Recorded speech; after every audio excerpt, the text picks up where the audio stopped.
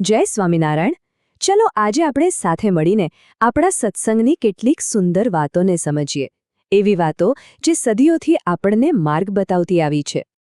તો આ સફરમાં આપણે શું શું જોવાના છીએ?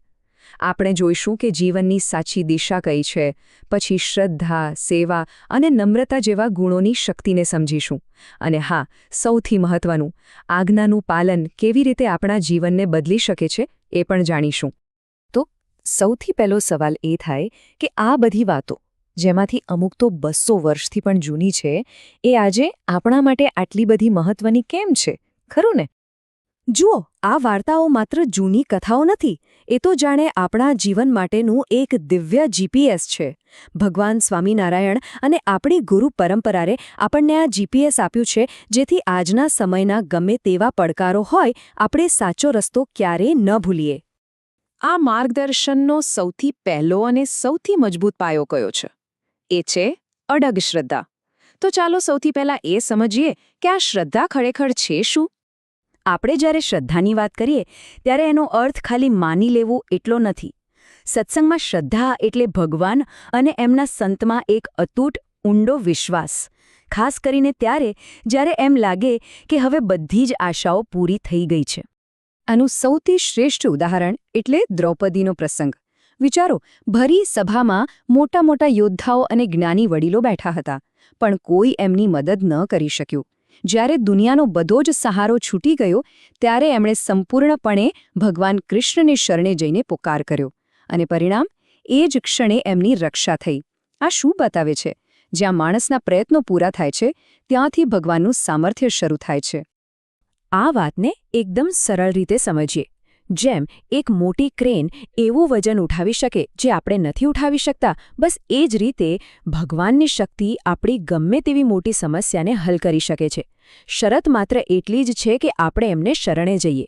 આપણી શ્રદ્ધા જ એ કનેક્શન છે જે આપણને એ દિવ્ય શક્તિ સાથે જોડે છે. તો હવે આપણે સૌએ પોતાની જાતને પૂછવાનો પ્રશ્ન એ છે કે જ્યારે જીવનમાં કોઈ મોટો પડકાર આવે છે, ત્યારે શું આપણને સૌથી પહેલાં સંપૂર્ણ શ્રદ્ધાથી ભગવાનને યાદ કરવાનું મન થાય છે? તો શ્રદ્ધા તો પાયો જ છે, પણ એના પર ઇમારત કેવી રીતે ચણવી? કર્મથી, અને એમાં પણ નિસ્વાર્થ સેવા. ચાલો હવે આપણે સેવામાં જે સાચો આનંદ છુપાયેલો છે એને શોધીએ. સેવા આપણા સત્સંગનો આત્મા છે. એ આપણી ભક્તિને વ્યક્ત કરવાનો સૌથી સુંદર અને વ્યવહારુ રસ્તો છે. અને સાચી સેવા કઈ? જેમાં કોઈ અંગત ફાયદાની કે કોઈ વાહવાહીની અપેક્ષા ન હોય, ફક્ત નમ્રતા અને પ્રેમથી ભગવાન અને ભક્તોની સેવા કરવાનો ભાવ હોય. આ સેવાનો સાચો ભાવ કેવો હોય એ શીખવું હોય તો ગુણાતીતાનંદ સ્વામીના જીવનમાંથી શીખવા મળે.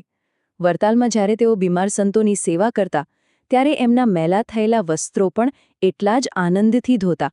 એમના માટે એ કોઈ નાનું કે નીચું કામ નહોતું, એ તો સાક્ષાત ભગવાનની સેવા કરવાનો એક અમૂલ્ય મોકો હતો.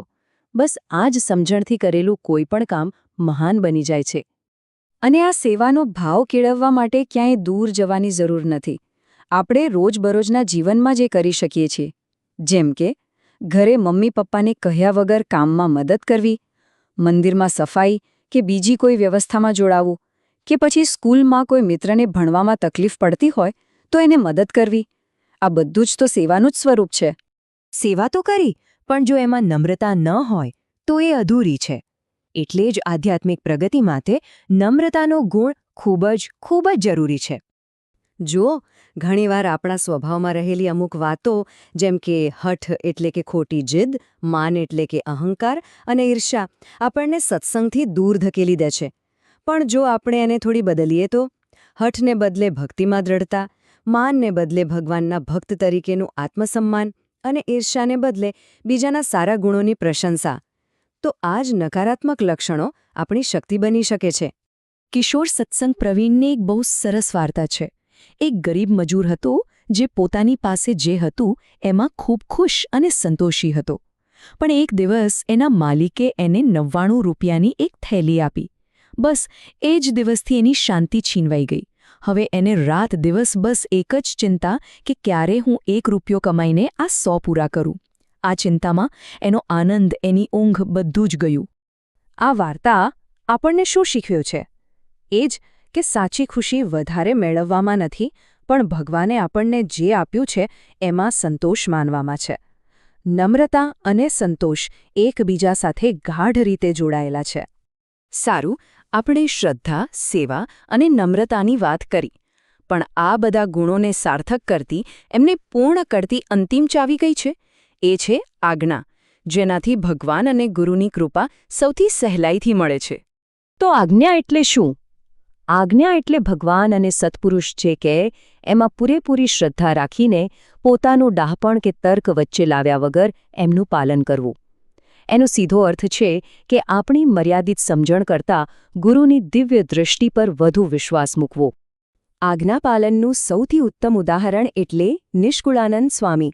એ ત્યાગી હતા, એટલે સ્ત્રીઓ સાથે વાત ન કરવાનો એમનો કઠોર નિયમ હતો. છતાં જ્યારે શ્રીજી મહારાજે એમને સ્ત્રી ભક્તોની સભામાં કથા કરવાની આજ્ઞા કરી, ત્યારે એમણે એક સેકન્ડનો પણ વિચાર ન કર્યો. એમણે પોતાના નિયમ, પોતાના ધર્મ કરતાં ગુરુની આજ્ઞાને જ સર્વોપરી ગણી. આ જ સાચી સમજણ છે કે ગુરુનું વચન પાળવું એ જ આપણો સૌથી મોટો ધર્મ છે. અને આ જોઈને શ્રીજી મહારાજ એમના પર કેટલા પ્રસન્ન થયા, કારણ કે નિષ્કુળાનંદ સ્વામીનું આજ્ઞાપાલન કોઈ પણ શંકા કે સંકોચ વગરનું એકદમ સંપૂર્ણ હતું. આ જ બતાવે છે કે ભગવાન અને ગુરુને રાજી કરવાનો સૌથી શ્રેષ્ઠ માર્ગ આજ્ઞા છે. તો અત્યાર સુધીમાં આપણે શ્રદ્ધા, સેવા, નમ્રતા અને આજ્ઞા જેવા કેટલાય સુંદર સદ્ગુણોની વાત કરી. પણ સવાલ એ છે કે આ બધી વાતોને આપણા રોજિંદા જીવનનો ભાગ કેવી રીતે બનાવવી? ચાલો એના માટે એકદમ સરળ અને વ્યવહારુ રસ્તા જોઈએ. શ્રદ્ધા માટે દિવસની શરૂઆત અને અંત પ્રાર્થનાથી કરીએ.